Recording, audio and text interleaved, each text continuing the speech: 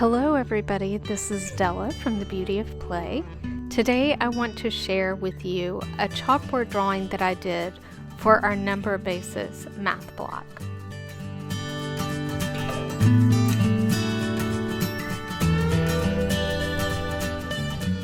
For this video, I'm going to talk about the construction first and then talk about why I chose this later on. I do want you to notice that the base of all the polygons is the same. They all share the same base. And what I'm doing is using the construction techniques that you learn in Waldorf Geometry grades 6th, 7th, and 8th. And I'm starting out with an equilateral triangle. The apex of that equilateral triangle is the center for the circle that I'm going to use to construct the hexagon, which is the six-sided shape. This gives me roughly an area or an idea markers for me to construct the other ones. I'm just eyeballing here the square. I am not doing the usual construction where we extend one of the lines and perfectly bisect one of the lines. I'm just eyeing it, but you will notice that I've taken that line and bisected all of my shapes up and down vertically. And this is because when you look at the patterns of all of the shapes, they alternate in parity of even sides and odd sides. And those odd polygons have a vertex that falls on that vertical bisection of all the shapes. The even polygons have a line that runs horizontal at the top of each of the shapes. And I am using the circles because they're even in number and easier to construct. I am constructing the shapes inside those circles. Here you will notice where I'm getting ready to do the circle for the octagon, the eight-sided shape, that I have misconstrued where the center is. Haven't quite calculated that right. And what I end up doing is going ahead and erasing that and instead find the center for the decigon, or the 10-sided polygon, which is going to be the top of the pentagon. Once I have that center and can construct that 10-point circle, I now know I can take the half of the circle for the hexagon and the circle of the 10-sided polygon, and I will have the circle that I need for my hexagon. So I go ahead and do that and then use that base measurement to determine all my sides. Now you will notice the only polygons that I am constructing with any level of accuracy are the even-sided polygons. And that's because, one, even-sided are easier to construct, and also I can calculate where the center of those circles is with pretty good accuracy, definitely for the 10-sided polygon and the hexagon. The octagon, I did just take the halfway between the hexagon circle and the decigon circle. The odd number sided polygons, I can construct by eyeballing it. I know where the vertices is going to be because it's going to be along that dissection, the vertical line that runs through all of the polygons.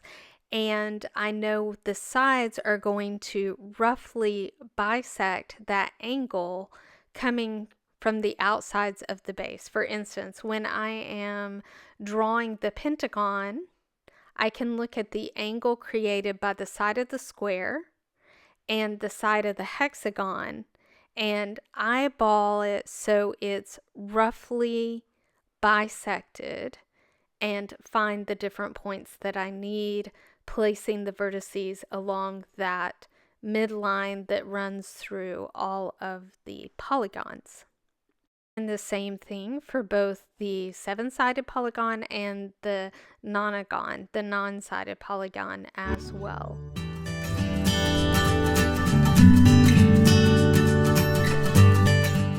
I want to talk a little bit about why I chose this drawing for our number basis block. That I know of, this is not typical for Waldorf education, this form matching with this block. You would more than likely see this form in maybe a 5th grade freehand geometry block. However, I'm reaching all the way back to quality of numbers with both the circles and the shapes and their representation of numbers, and then also using the counting wheel, a 10-point counting wheel, to understand counting in our 10-base system. So a little bit of place value there as well, with the line being 2 points on a circle connected, being the binomial system, the triangle representing base 3 numbers, the square base 4, and so on until we get to our 10-sided polygon that gives us a base 10.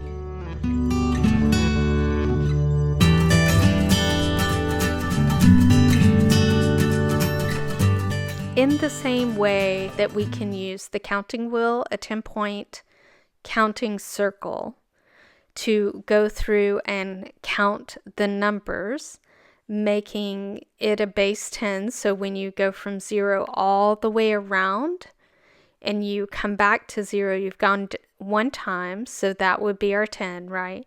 And then 11, 12, 13, so forth are going around the circle again. We can use that 10-point circle for learning and understanding place value. We can use these other shapes in helping us to count other number bases. Only there will be 2 points on the circle for the binomial, 3 points on the circle for a base 3 number system, and so on.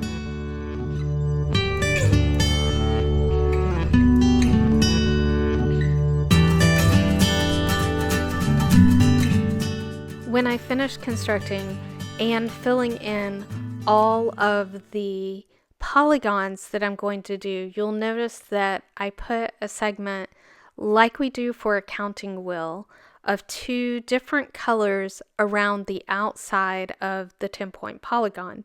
One of them is base 10 digits, 0 to 9, that we see in a normal base 10 system like our own. And the other is in binomial, and you'll notice that I've colored that in magenta to represent the line that we have in the magenta color, and those numbers follow the binomial system.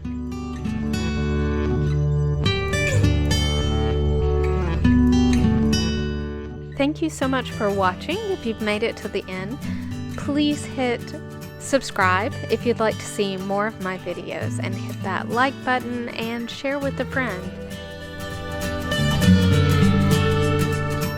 I'll put a card here so you can see how to use the 10-point counting wheel that I was referring to earlier, and if you have any questions, just leave them in the comments for me.